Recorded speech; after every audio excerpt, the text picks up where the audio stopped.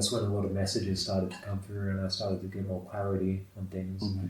Which one was that suffering often is a choice. That's something that it sort of came. It's like, it might be very uncomfortable right now, but like suffering's up to me.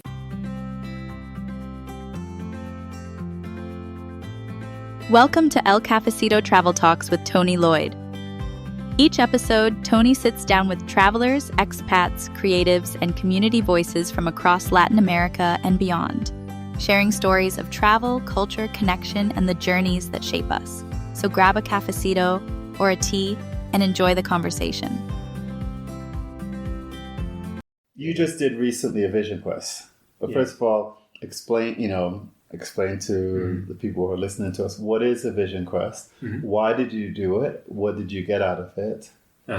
Yep, so this is the second vision quest that I did. So it's part of the Red Road tradition. Well, the one that I'm doing, it's sort of like a mix between the Red Road and something else. So it's not like the typical format that they do. So the Red Road essentially is part of the training to work with medicine, to become a medicine man or medicine woman.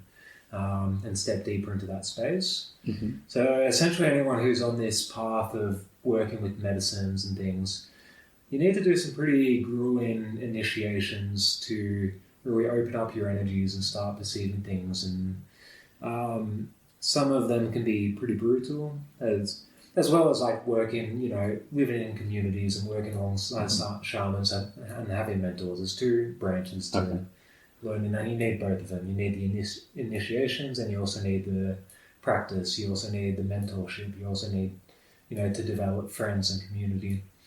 But the vision quest, essentially, so what I did, what I just finished 3 days ago, it was 4 days and 4 nights in isolation, no food, no water, no phone, no entertainment, so that there's nothing to do. You really just have to go inwards. So I did it in a teepee in the Sacred Valley, so about 3,500 meters altitude. I could make a fire, like some formats, like the Red Road. You can't have a fire, you just have your prayer flags in a little enclosure that's maybe like 3 by 3 meters. And you pretty much just have to like sit in there for 4 days, 4 nights until you're collected. So that's the first one. And when you get there, when the process starts, I'm imagining things like, walk us through the steps. Okay, say the 4-day one that you just did now. Yeah. What was it like on day 1, day 2, day 3, day 4? Day 1, so pretty much I walked down with my clothes and a backpack just of clothes. That's all I could bring to a teepee. That's like part of this community, so they have a teepee like in the mountains somewhere. So walk me down there. I've actually got some photos and stuff too. I can show you a bit later. Okay. So you walk down there. You get to the teepee. There's no one else around. It's just you by yourself. Is there communication with others? So part of the community comes down. So I have maybe like 6 people walk down with me to so they call it, I think.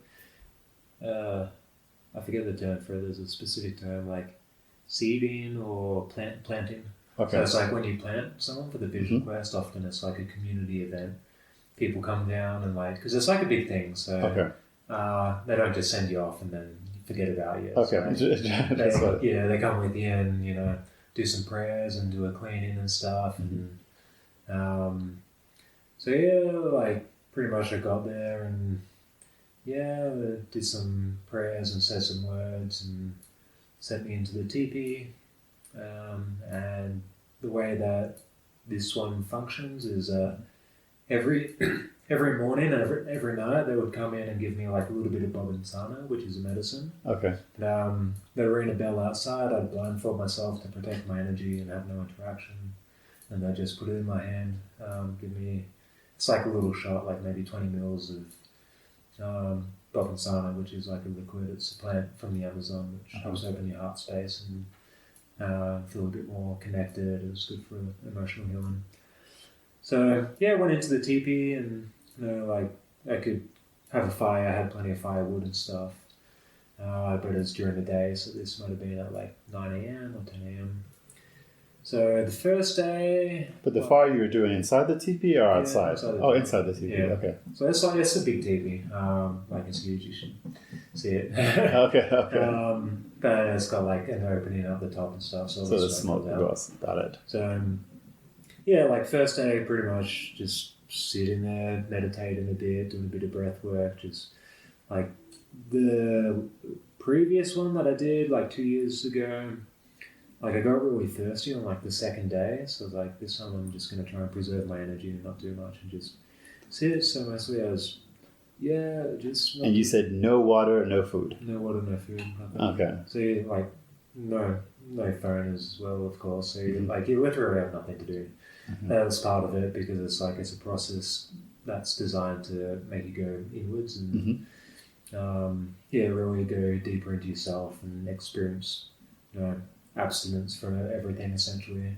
Because when we're tied to all these different things and we always have this barrier to our too many distractions. Yeah, exactly. So it's really like a process of opening that and going deeper into that authentic part of ourselves. But yeah, first day was sort of okay. Like I didn't feel thirsty, I didn't feel hungry, I was sort of just a bit bored. Doing some meditation, like, just sort of waiting out the time. When it got dark, made a fire, went to bed pretty early, but like I have no time, so I'm not sure when it was, maybe like 8 p.m. or 9 p.m. I assume. Second day, same thing, like second day wasn't too bad, like I didn't really feel thirsty, didn't really feel hungry, just again, a bit bored, started to feel like a little bit tired, just a bit like weak. Day 3, that's when the weakness started to creep in. So I started just like getting up and like when I was walking around I started to just not have much energy and tending the fire. Started to get a bit thirsty on that day as well. So like the hunger still, I didn't really feel hungry, but I was starting to get a bit thirsty and just feel like my blood sugar was a bit low or something because I was thinking about like sweet drinks and things and like, that'd be delicious right now. 4th day, that's when it started to get quite difficult. Again, like I never really felt hungry, but I did, like I'd started to get thirsty. I started to feel very weak. Just dizziness at all? When I stood up, like a little bit, but mostly I was sitting down and sort of, it's hard to describe, it's just not a pleasant feeling because your body, like, by that point your body really you're very dehydrated, you have no food in your stomach, you have nothing to do to distract yourself from it, so you're just in this sort of state, which I wouldn't necessarily say suffering, it's more like discomfort, weakness, just like you just don't feel good, you're just like, why am I doing this to myself? But it's also very insightful because, that's when a lot of messages started to come through and I started to get more clarity on things, which one was that suffering often is a choice. That's something that it sort of came. It's like, it might be very uncomfortable right now, but like suffering's up to me. If I resist this experience and I'm saying this sucks, I want to get out, just trying to count down the minutes, then I'm going to start suffering. Okay, that being said, honestly, was there a moment that you thought, I could end this now? Or maybe since that was your second one, but maybe in the first one, because, the first one is a little bit more of the unknown. Was there a moment where you're like, let me just... Yes and no. So going into the intentions to, like, I tell myself, like, I'm not going to quit before it's finished. It's like, I don't care how horrible it is, I'm going to wait it through. But there is also a part of my mind, especially like on day 5 for this one, but like before I got collected, which might have been at like, I don't know, 11 or 12 o'clock. Yeah, it got to that point, I'm starting to... I'm done with this. Yeah, it got to that point, I'm like, when are they going to come? Like, I'm really done, I need water, I'm thirsty. Like, you start to get a bit worried about your body because like once it's gone 5 days without water, it's like, it can start to get to a point where it can't be good for your body. Like your kidneys can start shutting down. Like, I don't think people really die during vision quest. Maybe sometimes they do if they're not under good guidance. Probably not the shorter ones, but it's like, you know, if under the wrong conditions, like you could die if you know, like you have some health problems or something. So sort of there's that plan on your head. So basically, you're saying it's not recommended for everybody. Let's make a disclosure here. It's not for everybody. Definitely not for everybody. And I'm assuming that when they come in, like you said, they come in, they give you this medication. When they're coming in, they'll sort of like check on you, or so like the shaman comes in and they give you the medicine. So they check on you.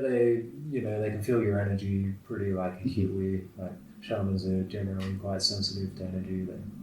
Have you ever heard of like a shaman saying to somebody, "Okay, stop"? For vision quest? No, not specifically. Like probably, there's been times where they could see like someone sort of, getting close to passing on, and they might say, "Yeah, okay, this is enough. You have to drink water." Like they do say it with medicines and stuff. Like they, for example, after the vision quest, I wanted to do buffo because there's a buffo ceremony, which is the toad thing that you smoke. And they're like, no, you're too weak. Okay. I'm like, okay, I'll take that advice. Okay, so you finish your vision quest. They come and collect you, and you leave. Like, what's the first thing that you crave after you come back into water, the world of things?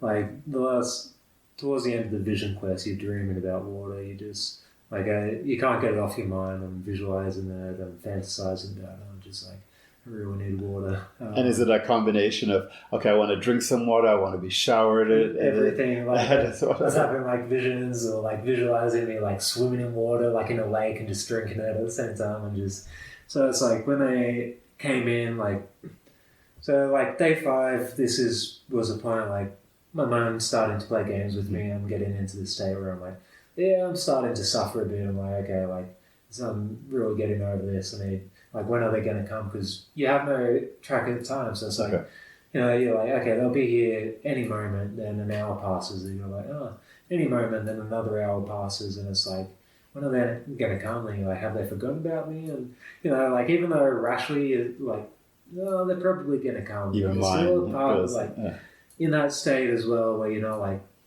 not in the best state. You're quite energetically depleted and cleansed and everything. So they eventually, like, I hear the bell and I'm like, thank God they're here. Put a blindfold on. They come in. So there's like the curandero, the healer, his wife, and a few other people in the community. Sort of like give me a stick to talk. They give me some water.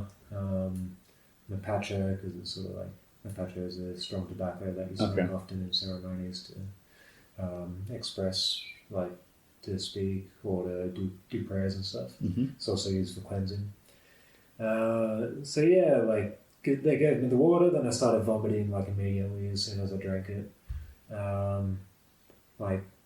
Said a little bit about my experience, went out, and they started like cleaning me with things, and I started like vomiting like violently, and every time I'd have more water, I'd just vomit it back out. I was shaking. And the hardest part is you have to walk back to the community. So like, I had a bit of water, but you vomited everything out, so you're not hydrated. And still no energy because there's no food. And like, it's not a far walk from the teepee back to the community. It's like 10 minutes, but it feels like a long time. Like, walking up steps and stuff. You're like, oh, this is really difficult. Got back, everything's just, your digestive system's completely blocked because like there's no moisture in your body anymore, and you just feel like absolute crap. So, pretty much, like just drank a lot, had some electrolytes. Was really tired because you're not sleeping well on the last days as well because you're so thirsty.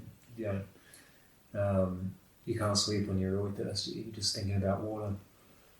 Plus, like the cold, and you're on the ground and stuff. So. It's like it's not as you said, it's not a 5-star experience. It's not. Do you remember? Okay, so you had you got back, as you said, you had some water, you had some electrolytes. What was like the first piece of solid that you ate? So they gave me a soup. So often after vision quest, they prepare like food fear, which is you're meant to be on a sort of dieta, so like no condiments, no salt, no maybe a bit of salt because you need the sodium, but no like pepper, obviously no alcohol, nothing that's like can sort of shock your body because your body's in a very vulnerable, sensitive state. So it's pretty much like bland rice or noodles or very like bland, tasteless food. It's just easy on the body. Just to get you started again. Yeah, so I had some soup, then just like a little bit. I stomach's shrunk by that point. You can't really get much into you, and you feel like crap. So I'm like, had some electrolytes, went to take a nap, then started feeling better. Like pretty, like maybe 5-10 minutes after the electrolytes, and then I'm like, okay, I'll drink some more water, have some more food. Then appetite starts coming back, energy starts coming back, and by that night, I was actually feeling like pretty good. Like I started eating a lot. The vision quest, so the point of it, what it did is it not only cleans you, but it opens you up energetically to a lot of things. So like these last few days, I've been really like sensitive to different energies and people and things around. Just like a much more, I guess, acute awareness of how something feels or how someone else might feel. And then this morning I had a coffee at the airport and like I just got super dizzy from it and like uncomfortably dizzy, like almost threw up just from having a coffee. And like, wow. So yeah. And could it be the excess caffeine? Just the caffeine, because your body's so like now receptive to everything because you go through this process. Usually we're constantly putting stuff into our body. We're constantly exposed to stimulus and different things. So, there's a lot happening energetically, emotionally, mentally all the time that we sort of numb ourselves to it. But the Vision Quest gives ourselves an opportunity to sort of open everything up again, to make it fresh. And that's often where not only you feel like very clean afterwards, like I felt a lot of gratitude, a lot of compassion, just a lot of love these last few days. But yeah, just like, quite sensitive to different things happening around. I feel more like awareness of my body and what I'm putting into it. Okay. I was smoking, No, so the word itself, it's called the Vision Quest. So, the quest for something. Did you feel like, I don't know if you'd like to share a little bit about what you found or what you... Yeah. So for me, like, this was one of the shorter Vision Quests, so they get much longer. And often, like, you're given more tumour and stuff, which I guess is where it more gets its name Vision Quest.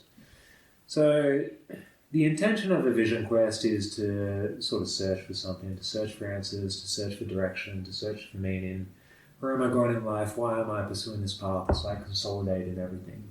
It's finding that deeper flame within yourself and understanding why you're actually doing what you're doing and aligning yourself with where you're going, especially for people on the medicine path and why they want to work with medicines and heal and be in this space. The shorter ones, generally, I'd say people don't have like visions, at least not like actual visions, where it's like, well, something happens and suddenly you see with your eyes open and closed. Not the way they like make it out in movies, but you do have insights. You do have, some people describe it more as a vibration quest. Because it like changes the chemistry of your body. It changes the way you feel about yourself and your life, and essentially the vibration of your body. Like you let go a lot of stuff, a lot of baggage, or things that aren't serving you throughout that process. So like for me, no big visions, but insights. So like some quite clear insights came through in the form of like one, just like a reinforcement of that suffering is a choice. Because you said something really interesting there. Knowing that it's temporary. Like you're doing this, you're putting yourself through the things, knowing that it's temporary. One of the thoughts that the arguments that I've heard people say sometimes is that sometimes when we're coming from the Western world, we could afford to go and put ourselves in these situations because it's a temporary state. But when you have people who live in certain conditions that are going to be permanent and they're always going through these sort of things. How do you feel that's different for those people who like suffer? You know, you were saying suffering is a state of mind. Did I get it? Yeah. So how then do we equate that for those people? I hope it's not too much work. Great question, because this is actually something that came up during the Vision Quest as well, and I did think about this a lot, and it gave me a lot of gratitude, and I guess a sense of knowing that I'm privileged in my life. Most of us are, because we have access to fresh water, we have food, I have the decision to do this, I'm doing this willingly, consciously. And I really did think about that, like the people who didn't have food and water, who constantly live like that, who in this state of starvation or state of, they don't have clean water. It's like every day is a struggle, they don't have energy. And it really did, bring that back. It's quite emotional at points, as when I went back to saying this vision quest, since that I've been feeling a lot more compassion and gratitude. A big part is because of that.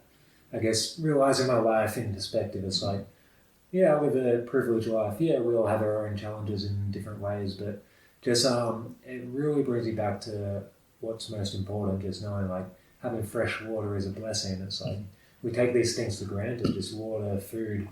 And I think that's one of the most beautiful things about vision quests and this path is when you strip yourself from everything, it's humbling. It really reminds you just how important these things are and how much we take it for granted. And that allows us to, connect a little bit more with people who might be in more difficult situations. Of course, we can't understand them. We're not in their shoes. We can't necessarily understand them.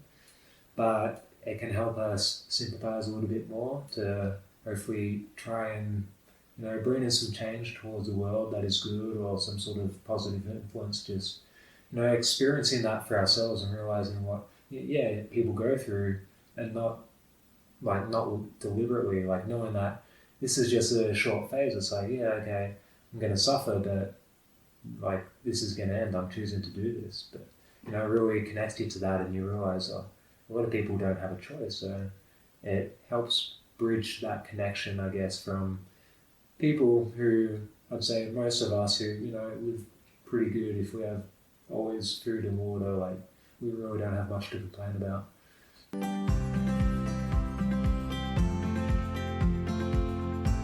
Thanks for joining us for this episode of El Cafecito Travel Talks with Tony Lloyd. If you'd like to learn more about today's guest, check the podcast notes for links and information related to this episode. And if you have questions, stories, or topics you'd love us to explore in future episodes, feel free to reach out. Tony also helps independent travelers plan meaningful journeys throughout Central and South America, including cultural and community-based experiences. And if you'd like to support the podcast and help keep these conversations going, you'll find a contribution link in the podcast notes. Until next time, thank you for sharing a cafecito or tea with us, and safe travels wherever your journey may take you.